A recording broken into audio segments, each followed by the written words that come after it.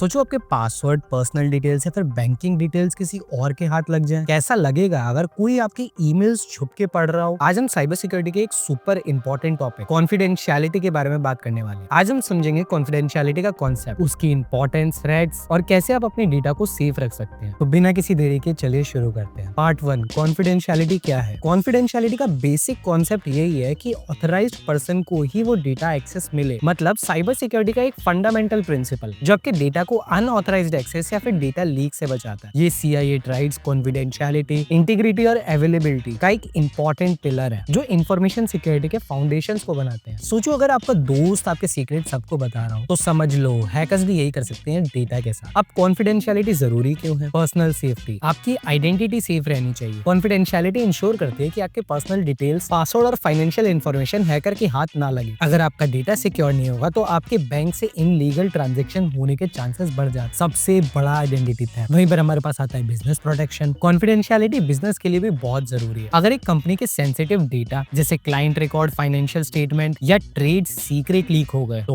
उस कंपनी का market reputation और फाइनेंशियल हेल्थ दोनों पे असर पड़ सकता है। इसीलिए ऑर्गेनाइजेशन स्ट्रिक्टली सेंसिटिव मेजर्स जैसे इंक्रिप्शन और एक्सेस कंट्रोल का यूज करते हैं। फिर आता है government security. Confidentiality national security के लिए भी वाइटल है। Government agency, military secrets, intelligence report और कॉन्फिडेंशियल रिकॉर्ड्स को साइबर एस्पूनियात से बचाना है। इसीलिए government strict cyber security protocols follow करती है। अगर ये डेटा हैकर्स के हाथ लग गए तो नेशनल सिक्योरिटी रिस्क हो सकता है। कॉन्फिडेंशियलिटी के बिना ना सिर्फ आपका पर्सनल डेटा, यहाँ तक कि बिजनेस डेटा भी वल्नरेबल हो सकते हैं, बल्कि पूरा एक देश साइबर अटैक का टारगेट बन सकता है। इसीलिए साइबर सिक्योरिटी प्रोफेशनल्स इस एरिया में नए साइबर सिक्योरिटी टेक्निक्स और टेक्नोलॉजी डेवलप कर रहे हैं ताकि कॉन्फिडेंशियल इंफॉर्मेशन को और भी ज्यादा अच्छे से प्रोटेक्ट किया जा सके। पार्ट 2, कॉन्फिडेंशियलिटी के दुश्मन। नंबर 1, हैकिंग और data breaches, biggest threats. Cyber security दुनिया में कॉन्फिडेंशियलिटी के सबसे बड़े दुश्मन हैकर्स और साइबर क्रिमिनल्स होते हैं जो सेंसिटिव डेटा चुराने की कोशिश करते हैं। ये हैकर्स एडवांस टेक्निक्स का यूज करते हैं जैसे फिशिंग, मालवेयर अटैक और रैंसमवेयर ताकि लोगों और बिजनेसेस का कॉन्फिडेंशियल डेटा निकाल सके। बात करें हैकिंग अटैक्स की, cyber criminals personal details, banking details, even business secrets को टारगेट करते हैं और फिर या तो उसका मिसयूज करते हैं या फिर रैंसम की डिमांड करते हैं। डेटा ब्रीचेस को समझे तो बहुत सारी बड़ी कंपनीज जैसे फेसबुक, याहू और लिंक्डइन के डेटा लीक्स हो चुके हैं जिसमें मिलियंस ऑफ यूजर्स का पर्सनल डेटा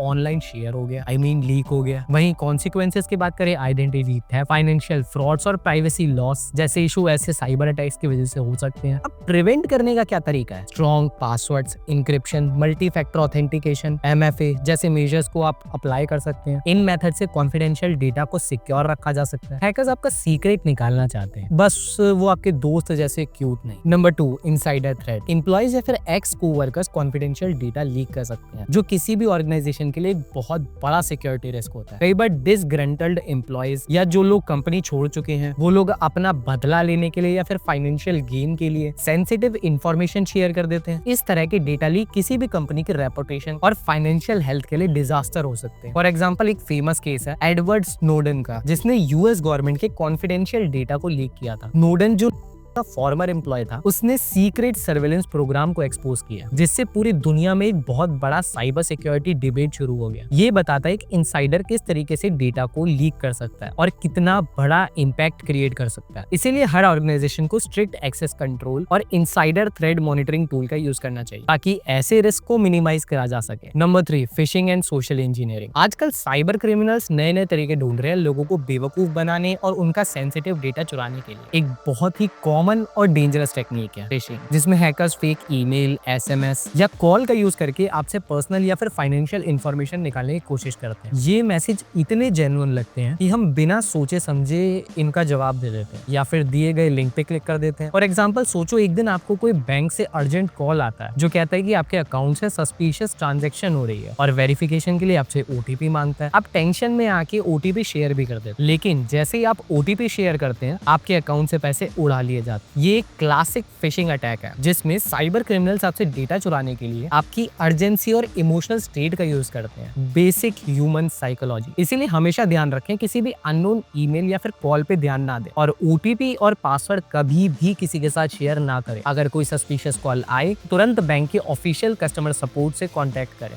नंबर 4 है हमारे पास रैंसमवेयर अटैक। रैंसमवेयर एक डेंजरस साइबर थ्रेट है जिसमें हैकर्स आपके डेटा को इनक्रिप्ट कर देते हैं और फिर उसका एक्सेस वापस देने के लिए रैंसम की डिमांड करता है। रैंसम मतलब पैसा। ये एक तरीके की डिजिटल किडनैपिंग है जो इंडस्ट्रीज, बिजनेस, इवन गवर्नमेंट को भी इम्पैक्ट कर सकती है। ये malware usually fishing emails, malicious download या फिर सिस्टम की कोई वर्नेबिलिटी के थ्रू सिस्टम के अंदर इंजेक्ट हो सकता है और फिर डेटा को लॉक कर देता है। जब विक्टिम रैंसम अमाउंट नहीं पे करता तो अटैकर या तो डेटा को डिलीट कर देता है या फिर डार्क वेब पे बेच देता है। कहीं से तो पैसा बना है। रैंसमवेयर के बहुत सारे नोटोरियस एग्जांपल्स जैसे WannaCry अटैक 2017 जिसने ग्लोबली 2 लाख से ज्यादा कंप्यूटर्स को इन्फेक्ट किया था। पीटा और नॉन पीटा भी ऐसे ही रैंसमवेयर अटैक थे जिसमें अटैकर्स ने इंटरप्राइज और गवर्नमेंट डेटा को इंक्रिप्ट करके उनसे बड़े रैंसम मांगे। आज के टाइम में ransomware as a service RaaS भी एक नया ट्रेंड बन गया है जिसमें साइबर क्रिमिनल्स बिना खुद मालवेयर लिखे डार्क वेब पे रैंसमवेयर टूल्स को रेंट पे लेके अटैक्स एग्जीक्यूट कर रहे हैं। इससे बचने के लिए strong cyber security measure adopt करना जरूरी है, जैसे कि रेगुलर डेटा बैकअप मेंटेन रखें, फिशिंग ईमेल से सावधान रहें और सिस्टम में लेटेस्ट सिक्योरिटी पैच इंस्टॉल रखें। साथ ही में एंड पॉइंट डिटेक्शन और रिस्पॉन्स, EDR टूल्स और एडवांस थ्रेट प्रोटेक्शन टूल्स को यूज करें। ऑर्गेनाइजेशंस को भी जीरो ट्रस्ट सिक्योरिटी मॉडल को अडॉप्ट करना चाहिए जिसमें हर यूजर्स और डिवाइस को पहले ऑथेंटिकेट किया जाता है और मिनिमल एक्सेस राइट्स दिए जाते हैं ताकि रैंसमवेयर अटैक होने के चांसेस कम से कम हो सके। रैंसमवेयर एक ऐसे दोस्त की तरह है जो बिना परमिशन के आपके घर में घुस जाता, सब कुछ लॉक कर देता है और कहता है पैसे दो तभी लॉक खोलूंगा। हैकर्स आपका डेटा इनक्रिप्ट कर देते हैं और फिर रैंसम मांगते हैं। पार्ट 3 कॉन्फिडेंशियलिटी प्रोटेक्ट करने के तरीके। Number 1 encryption. डेटा लॉक कैसे करें? इंक्रिप्शन क्या है? डेटा को अनरीडेबल कोड में कन्वर्ट करना ताकि सिर्फ ऑथराइज यूजर ही उसको डिकोड कर सके। टाइप्स ऑफ इंक्रिप्शन, सिमेट्रिक एक ही की यूज होगी और एसिमेट्रिक पब्लिक प्राइवेट की का पेयर यूज होता है। नंबर 2 स्ट्रॉन्ग पासवर्ड और multi factor authentication. Strong password बनाएं जैसे ये, इस टाइप के पासवर्ड से